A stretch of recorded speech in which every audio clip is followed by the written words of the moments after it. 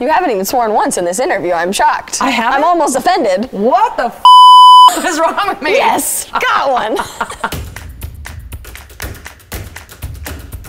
Here we are with the amazing Storm Large right in front of the set for your show, Crazy Enough. I feel like this is crazy. I'm sitting next to a legend right now. I've never actually gotten to meet you before. Does it feel like that when you wake up every morning? Are you like, I am Storm Large, I'm taking on the world today? Well, when I wake up and I feed the unicorns, I think, you know, I'm just a simple woman. No, I woke up today and I had to do laundry, and no, I don't feel like a legend. I always consider myself to be kind of Portland famous, where I'll be just grocery shopping and someone will come up to me and be like, I love you. I'm sorry. I'm like, don't be sorry, you love me. I love that. That's a great, at least they say that, right? Yeah, and are you Storm Large, that kind of thing. So there's like a very polite little Portland level of fame. The first time you did your show, Crazy Enough, 10 years was ago. here at Portland Center Stage, on the same stage? No, it was in the Ellen By Theater downstairs. But yeah, it was a almost 6 month run. Yeah, 21 weeks? I don't know. How did you do that? And they were all sold out. Yeah, they were all sold out. I was so hesitant to do the show because I'm like, people want to see me being like boobzilla and funny and gross and blah and rock and roll. I'm like, they don't want to see the sad story of my life or whatever. It's like they like the other stuff. But once it started and I saw how it was really helping people and people were so emotionally affected, and then we started doing free matinees for healthcare workers and crisis volunteers and mental health experts, and it was really very helpful, like in a real way. I was just like, this is awesome. And so I became kind of mission driven, and I felt like, well, I'm doing it because I can and I have to. And then once the show, you know, when you are working really hard and you need a vacation, you finally take a vacation and then you get sick. Ooh, you inevitably get Your sick. body's like, oh, now I can do this? Oh, dude. Oh, dude. So this time people only have 1 week to see you here.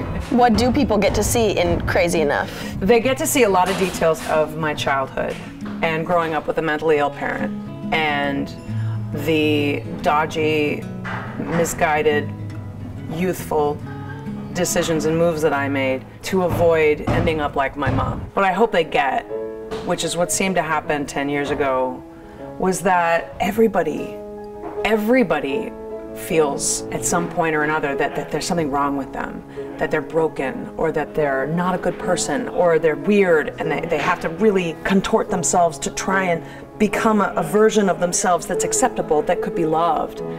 And even the most mighty, beautiful, powerful, gorgeous, strong, successful, got his stuff together, John Hamm looking dudes, you know, models and athletes, and people think they're just, people hang their idealism on those types of people, but even those types of people also have those doubts and those fears. So what I hope they get out of it is like, yeah, we're all there, and it's okay. Because life is a mess. Life is a mess, and the most pain I've ever seen is when people are pretending that it isn't and trying to prove to themselves and to the world that no, they're fine, it's all good, it's all good. The theater it should be at least a space where we can all be the big, floppy, stupid mess that we really fear that we are inside, and you can just safely sit in these lovely seats that I put my foot on, sorry. Whoever gets to sit here is going to be very honored that you put your foot on that seat, really. Yeah. Oh, that's terrible, that's terrible. No. Touched by Storm Large's shoe. No. We'll Febreze it, we'll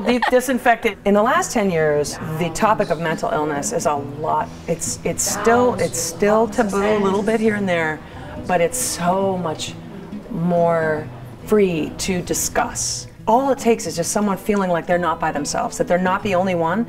There's such huge healing that happens. And I hear it all the time from people. They're like people will be standing there with my book in line, and you can see they're totally about to cry. And you just get up and you just hug them. He's like, I know, it's okay.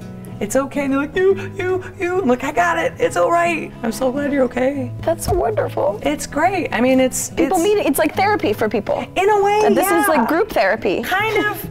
It's like the Roman Colosseum, but instead of getting eaten by a lion, I just tell you about my crappy childhood. It sounds much better than it's cleaner. In that scenario. It's a lot cleaner. So since the world has obviously changed a lot in the 10 years since you started the show here at Portland Center Stage, has the show changed? It has. I've moved some things around and I've consolidated it into one act, which is what we kind of always wanted to do. It's kind of good to just get in there and just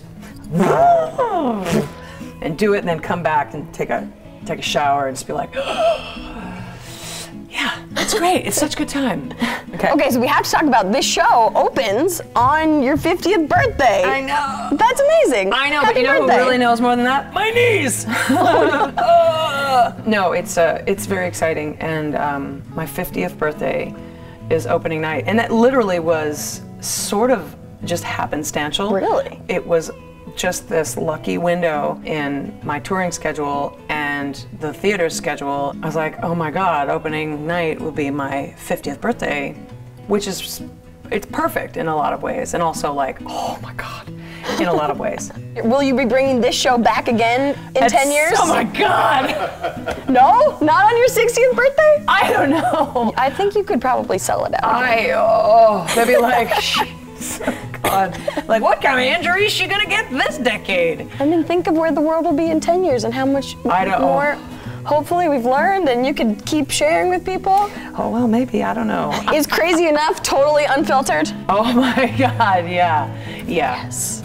Yeah, it's unfiltered. It's very pure, distilled grain alcohol storm, but it's a true story, and so it's just, it is what it is. It's just how I experienced it as a child, and also looking back at those experiences as an adult, as a performer, as an artist, remembering being the kid and still carrying. I mean, we still carry the hurts and the desires and the fears and the hopes of the little kids we were. It's like chiseling away at the amber, just being like, you were a kid, it's okay. You were a kid, and it's not necessarily the way the grown-ups around you said.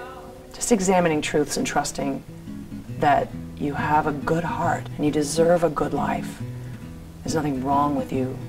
There's nothing broken about you. You just got kicked around a little bit and you thought you deserved it and you didn't. I love that. Thank you for sharing that with us, and everyone who gets to come see Crazy Enough opening on Tuesday, June 25th, your 50th birthday. Happy birthday, Storm Large. Thank you. Here at Portland Center Stage. Thank you. Thank you very much.